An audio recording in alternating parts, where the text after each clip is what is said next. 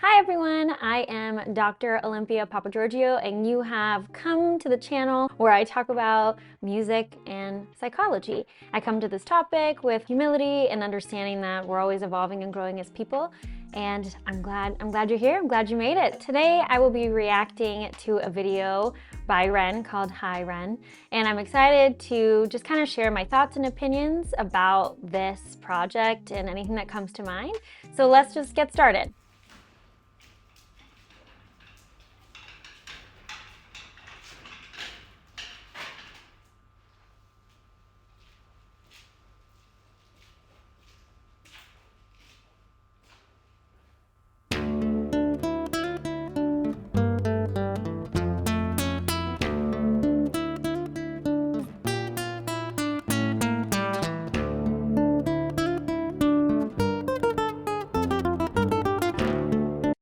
Okay, well, first of all, we're really setting the scene here, being rolled in. I'm not sure who that character is or like who that individual is. I'm not really sure.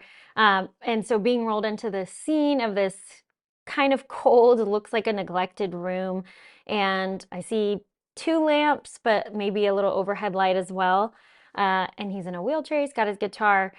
Yeah, it really sets the scene up, which makes me as the person watching the video feel kind of cold and a little like almost frightened. Like I wonder where we're going to go from here, what he's going to talk about, what he's going to say. And so it really sets it up.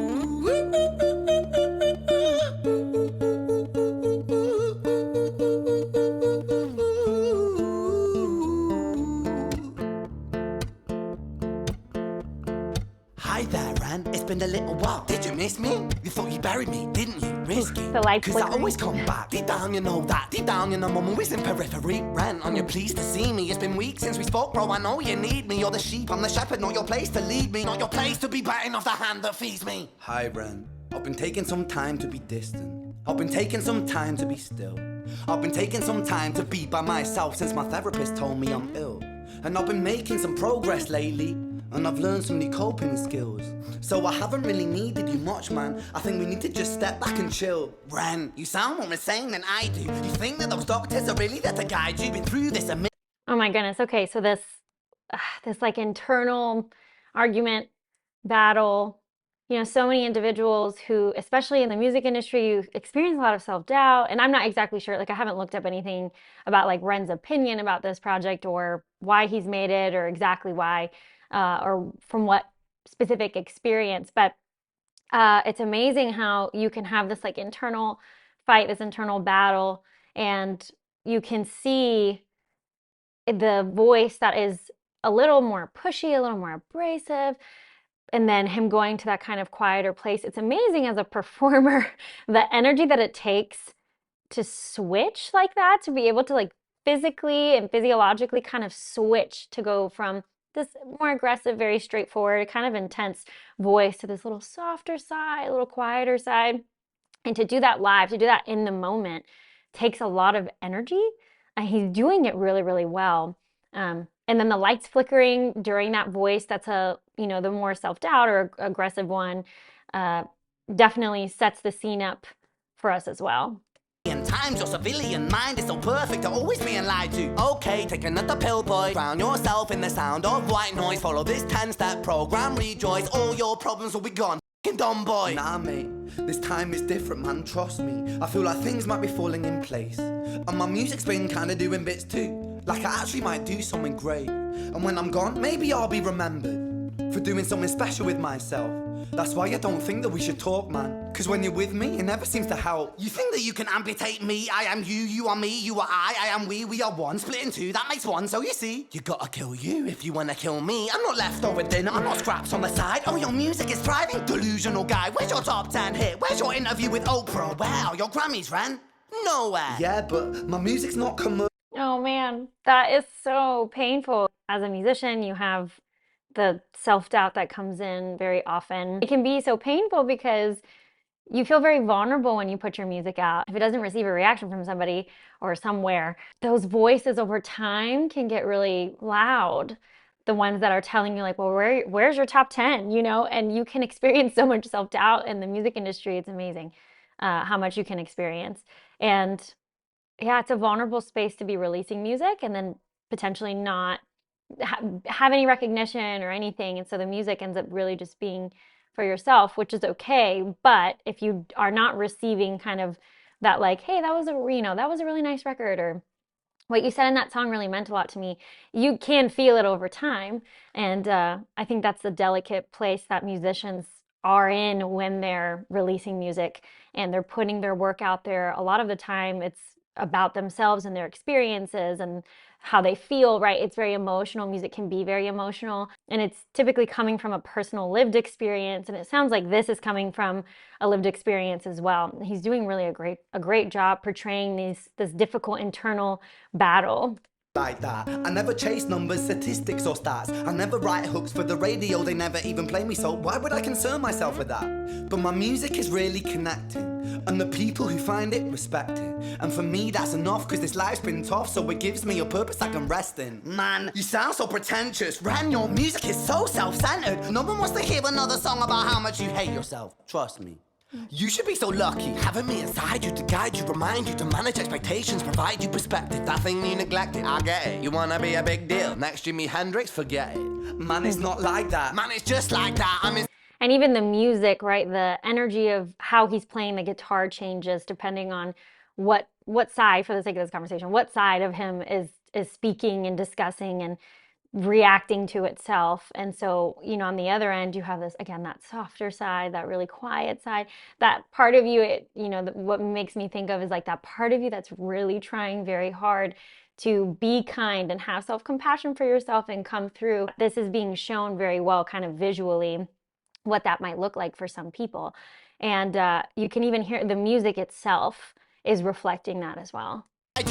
No, it's not, man, you're wrong. When I write, I belong. Let me break the fourth wall by acknowledging this song. Ren sits down, has a stroke of genius. He wants to write a song that was not done previous. A battle with the subconscious. Eminem did it. Played on guitar. Plan B did it. Man, you're not original, you criminal rip-off artist. The pinnacle of your success is stealing other people's material. Ren, mate, we've heard it all before. She sells seashells on the seashore. I don't need you, I don't need to hear this, cause I'm fine by myself, I'm a genius. And I will be great, and I will make waves, and I'll shake up the whole world beneath it. That's right, speak your truth, your God complex leaks out of you. It's refreshing to actually hear you say it instead of downplay it. Music is all about the creative process, and if people can find something to relate to within that, then that's just a bonus. I'ma kill you, Ren. Well, kill me then. Have you, Ren? I'ma do it, watch me prove it. Who are you to doubt my music? Cause I call the shots, I choose if you die. Yeah, I call the shots and so I choose who survives. I'll tie you up in knots when I lock you inside. Newsflash. I was created at the dawn of creation. I am temptation. I am the snake in Eden. I am the reason for treason. Beheading all. Him looking, you could see that he was like looking at the camera, he's looking directly at us in that quick moment there. I am sin, with no rhyme or reason. Son of the morning, Lucifer, Antichrist, father of lies. Mephistopheles, truth in a blender, deceitful pretender, the banished avenger, the righteous surrender. When standing in front of my solar eclipse, my name is stitched to your lips. So you see, I won't bow to the will of a mortal, feeble and normal. You wanna kill me? I'm eternal immortal. I live in every decision that catalyzes chaos that causes. Oh my goodness, okay, wait, I need a moment. Yeah, this is very intense. This part is very intense. So him looking at the camera directly, and then the camera actually moving in closer to him. The light's flickering even more now. So there's, it goes from darkness to light, darkness to light. And then the way he's playing the guitar and even where his voice is placed, one, I can imagine physically what that feels like to perform that part. I can only imagine. And also for the audience member, for me, it's almost like we're disoriented, like we're dizzy or mixed up or confused. Um, hmm. The vision, I live inside death, the beginning of end. I am you, you are me, I am you, friend.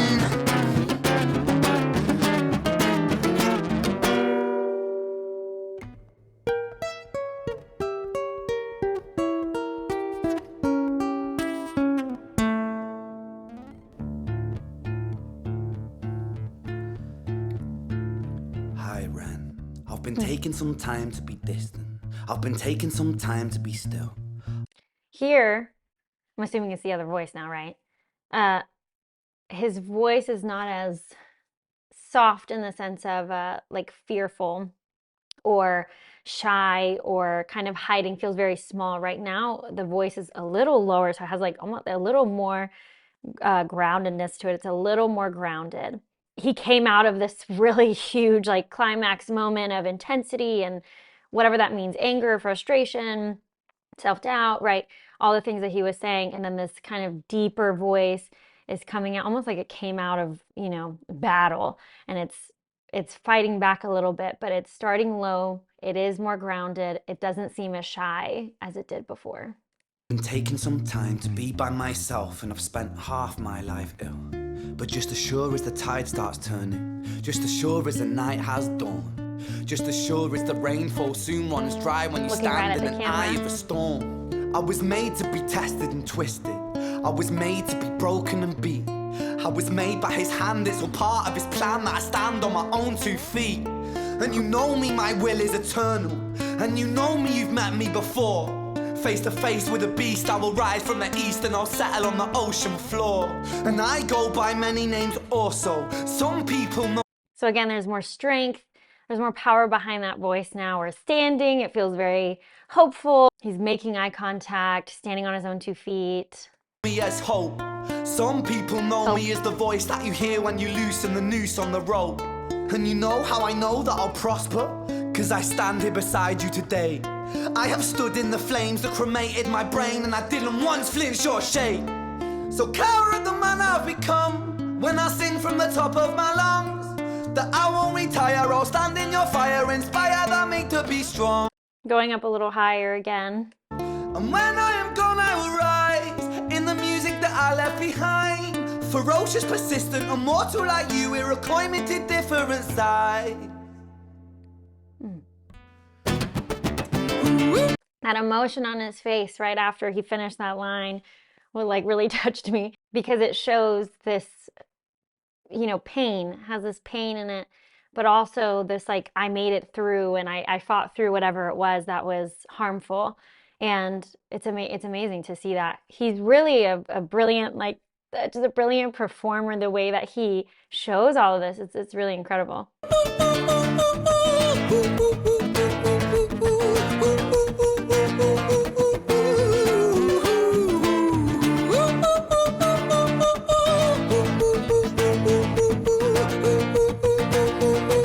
So this feels like triumph, this happy celebratory moment from getting through whatever that experience was. That's how it feels to me. And he's still standing. So we're kind of making a full circle back to how he started the song, but.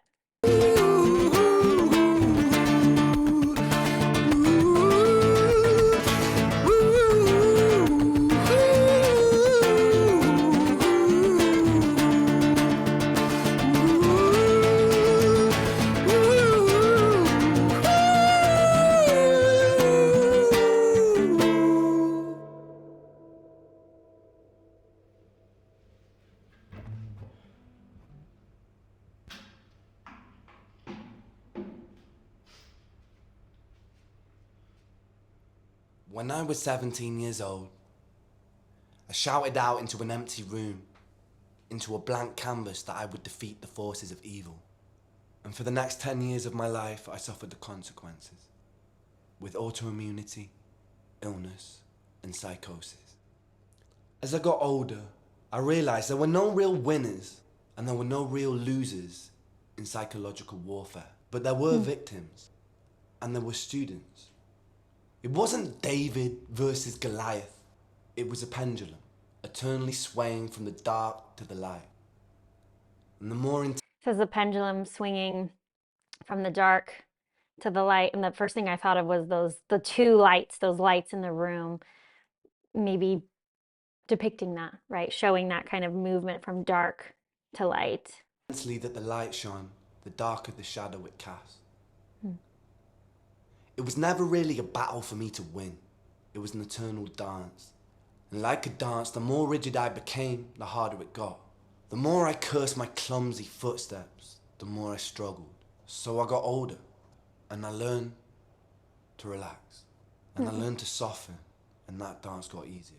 Oh, you know, that's really important. I think it's important to remember that self-compassion, that kind of getting softer, uh, him saying like, I stopped, I'm going to use different words, but like I stopped fighting myself. Like I stopped almost like criticizing those steps I was taking. I stopped fighting myself in this dance. And he got older and he got more mature. And then he started to relax. And he even presents that with the way that he says that, right? Like, relax. Like, it's nice to see how he actually talks through that. You know, he represents the feeling, the emotion while he's speaking it. Clearly, he's not just telling a story, he's feeling a story, which then will consequently make the audience really feel that story too.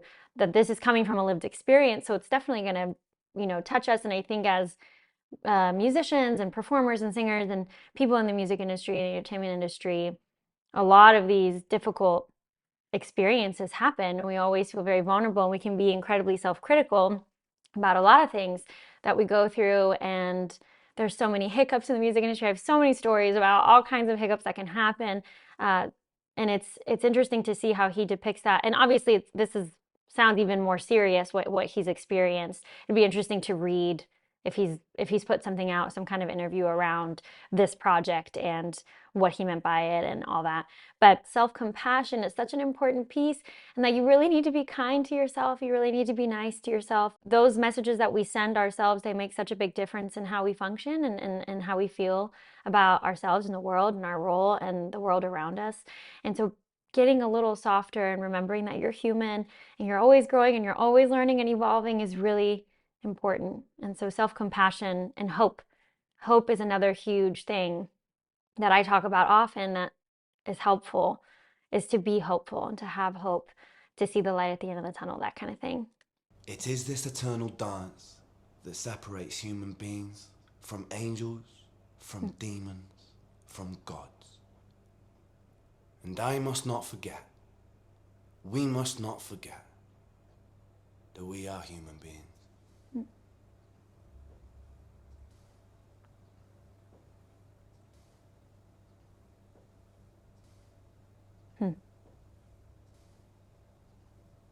You know, interesting that they didn't just end the video on him saying that, right? They're coming back to this moment. Not sure if that was done with intention, but the thing that I pick up from it is now he's kind of stripping off the microphone and he's unplugged his guitar. He's stripping off all of those extra things and coming back down to humanity is kind of how I read that. Interesting that the guitar is also in the center of the wheelchair. One, probably not to fall. That might be a practical reason, but the visual of that also to me is, you know, music was always there, maybe, right, during those hard times. And I think for musicians, it is always there, even during those hard times, or it can be there. It's very present even during really difficult times and can help us through and yet cause pain depending on what's coming off of the music, like what's coming back from the music, which is another conversation we can have another time. But it is interesting to see that visually. Let's go back a little bit. Let's go to, okay, right here where you can see these two lamps, right? The one on the left, the one on the right. And here's that voice that's more aggressive, that takes up a lot more space, that's more abrasive and very self-critical. And you can see that the lamp on the left is bigger and taller, takes up a lot more space. I'm not sure if that was intentional, but I do think it's very interesting because it is on the side of the voice that is more abrasive and aggressive. That does take up a lot of space and can take up a lot of space for a lot of people who have those kinds of thoughts and those feelings, those self-critical ways of thinking about yourself. that voice can be really, really loud and can take up so much room. And it's interesting that the lamp is doing that as well. And then on the other side, you see this little lamp, little tiny lamp on the right. But still, it's shining bright. It seems actually pretty bright. And it's sitting on top of something, right? So it's still there. It still exists. It still matters. And it might represent that little soft voice in you that's hopeful, but worth going forward, fighting through, victorious, celebratory. And I think it's sweet that you can kind of see visually the big lamp that takes up a lot of space. On the negative side, the voice. And then on the other side, that resilient side of you that's like, no, I got to keep going. What an amazing project and such a good performer for sure. Well, thank you so much for sticking with me and watching this. I hope to do more of this if you're interested and you think that it might be something that you'll like to watch more of in the future. Let me know in the comments. Give me some recommendations. It could be any other song about, around mental health or just music in general that you're interested in. The goal is to merge these two ideas and these two concepts together of music and psychology. And I really hope you enjoyed this video. See you later. Bye.